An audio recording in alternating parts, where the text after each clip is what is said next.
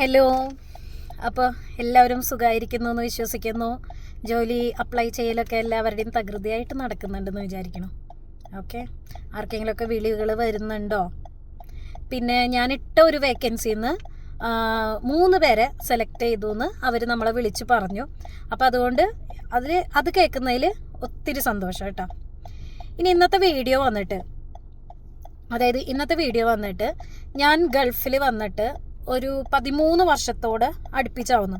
ആ 13 വർഷത്തിൽ ഞാൻ കണ്ടും അനുഭവിച്ചും അറിഞ്ഞ കുറച്ച് കാര്യങ്ങൾ ഷെയർ ചെയ്യാമെന്ന് വിചാരിച്ചിട്ടാണ്.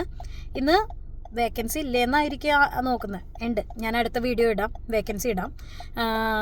ഫസ്റ്റ് കാര്യം എന്താണെന്ന് വിചാരിച്ച് കഴിഞ്ഞിട്ടുണ്ടെങ്കിൽ, നമ്മൾ പഠിച്ച ജോലിക്ക് മാത്രമേ പോകുള്ളൂ എന്ന് ശാഠ്യം പിടിച്ചിരുന്ന് കഴിഞ്ഞിട്ടുണ്ടെങ്കിൽ ഗൾഫ് രാജ്യങ്ങളിൽ ബുദ്ധിമുട്ടാണ് കേട്ടോ. നമ്മൾ കിട്ടുന്ന ജോലിയിൽ കയറിയിട്ട് നമുക്ക് എക്സ്പീരിയൻസ് ആയതിന് ശേഷം മാത്രം അവിടെ നിന്നുകൊണ്ട് നമ്മൾ പഠിച്ച ജോലിയിലേക്ക് മാറാം. കാരണം ഇവിടെ വരുമ്പോൾ ഫ്രഷേഴ്സ് ആണെന്ന് പറഞ്ഞിട്ട് നമ്മളെ തഴയുന്ന ഒരുപാട് കമ്പനീസ് ഉണ്ടാവും. നിങ്ങൾക്ക് എക്സ്പീരിയൻസ് ഇല്ല എന്ന് പറഞ്ഞിട്ട്. അപ്പോൾ നമുക്ക് എവിടെയെങ്കിലും ഒന്ന് കയറി പറ്റിയാലല്ലേ ഗൾഫിലെ എക്സ്പീരിയൻസ് കിട്ടുള്ളൂ. അപ്പോൾ അതുകൊണ്ട് പഠിച്ച ജോലിക്ക് മാത്രമേ പോവുള്ളൂ എന്നുള്ള വാശി നിങ്ങളിൽ ആർക്കെങ്കിലും ഉണ്ടെങ്കിൽ അതിപ്പോൾ തന്നെ മാറ്റിക്കോ. ഓക്കെ, കുറേ നോക്കിയിട്ടും കിട്ടാത്തവരുണ്ടെങ്കിൽ അല്ല, കുറച്ചൊക്കെ നമുക്ക് ട്രൈ ചെയ്യാം കേട്ടോ. അതിലും ഞാൻ നോ പറയുന്നില്ല. ഇനി അടുത്ത കാര്യം എന്ന് വെച്ച് കഴിഞ്ഞാൽ, നമ്മളെല്ലാവരും ഇവിടെ വന്നിരിക്കുന്നത് ഏൺ ചെയ്യാൻ വേണ്ടിയിട്ടാണ്, സമ്പാദിക്കാൻ വേണ്ടിയിട്ടാണ് അല്ലേ. അപ്പോൾ ഇവിടെ പൈസ എത്ര വേണമെങ്കിലും പുറത്തേക്ക് ഇറങ്ങിയ പൈസ ചെലവ് എന്നാണ് ഞങ്ങൾ വീട്ടിൽ പറയാറ്. അപ്പോൾ നമുക്ക് ഇറങ്ങി കഴിഞ്ഞിട്ടുണ്ടെങ്കിൽ പൈസ എത്ര വേണമെങ്കിലും ചിലവാക്കാൻ പറ്റിയൊരു രാജ്യമാണ് UAE.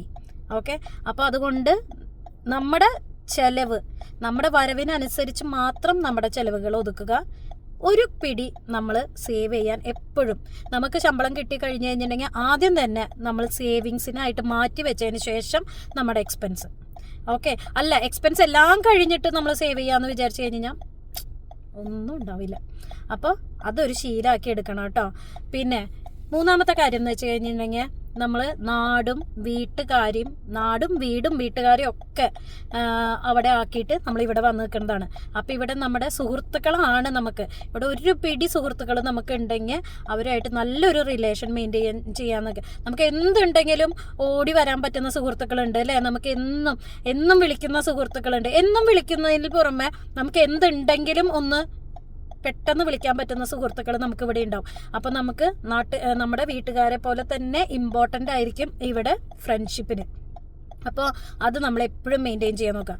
പക്ഷേ അതിൻ്റെ ഒപ്പം തന്നെ ഞാൻ വേറൊരു കാര്യം പറയട്ടെ. ആ ഫ്രണ്ട്ഷിപ്പിൻ്റെ പേരിൽ നമ്മളെ ചൂഷണം ചെയ്യുന്ന ആളുകളും ഉണ്ടാവും അല്ലേ. അങ്ങനെ അനുഭവം ഉണ്ട് അല്ലേ. എനിക്ക് അങ്ങനത്തെ അനുഭവം ഉണ്ട് കേട്ടോ. കാരണം നമ്മൾ ഫ്രണ്ട്ഷിപ്പ് കൂടിയതിന് ശേഷം അത് എന്താ പറയുക, നമ്മളെ ആ ഫ്രണ്ട്ഷിപ്പിൻ്റെ പേരിൽ നമ്മളെ ചൂഷണം ചെയ്യുക എന്നുള്ളത് അത്ര ശരിയല്ല അല്ലേ. നമ്മൾ ഫ്രണ്ട്ഷിപ്പ് അത് ഒരു വളരെ ഡിവൈൻ ആയിട്ടുള്ളൊരു ബന്ധമായിട്ടാണ് ഞാൻ കാണുന്നത്. അപ്പോൾ അത് നിലനിർത്താൻ നമുക്ക് ആവണം.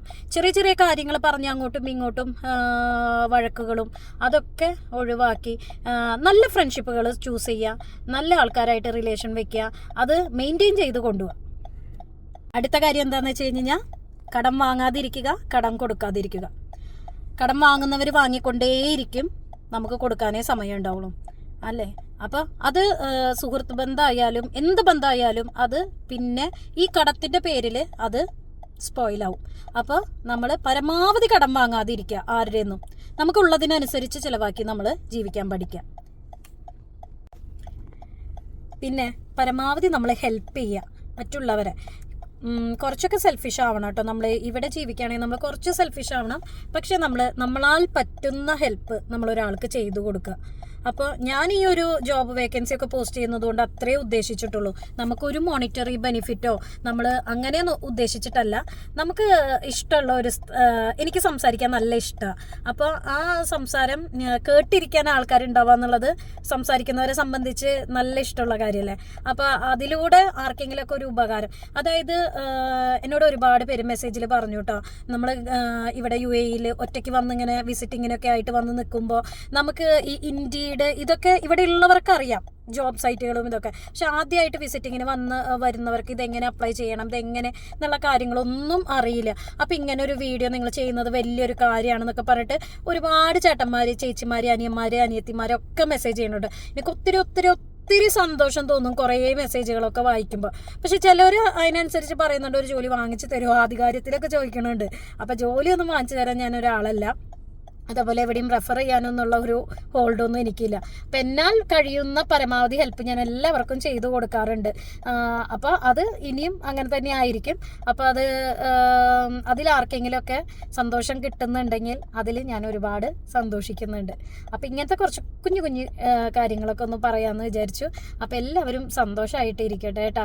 നിങ്ങൾ മെസ്സേജൊക്കെ ഞാൻ കാണുന്നുണ്ട്, എല്ലാവരും മെസ്സേജ് അയക്കുന്നത് വായിക്കുന്നുണ്ട്. ഒത്തിരി സന്തോഷം, ഒത്തിരി സ്നേഹം.